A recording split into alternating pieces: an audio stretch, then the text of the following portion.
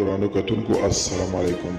زه محمد سلمان همدرد د حق غږ پښتو چینل خبري لنډیز کې ستاسو کوربه اوس تاسو پام را اړوم د مهمو خبرونو لنډیز ته. د امریکا د ولسمشر ډونالډ ټرمپ وريره مری ټرمپ خپل تر یو جنایتکار او خاين بللی دي او زیاته کړې ده چې له سپینې ماڼۍ تر وتلو وروسته د نوموړي ځای زندان دي. ارواپوه لیکواله او د ټرمپ سیاستونو سره سخته منتقده مری وایي هیڅ داسې دلیل نشته چې ټرمپ له زندان څخه وژغوري.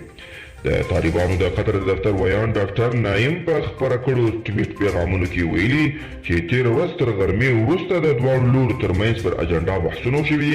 د ده په وینا کمیټې پر هغو مسایلو بحث کړي چې له مخې به یې اجنډا ترتیب کیږي.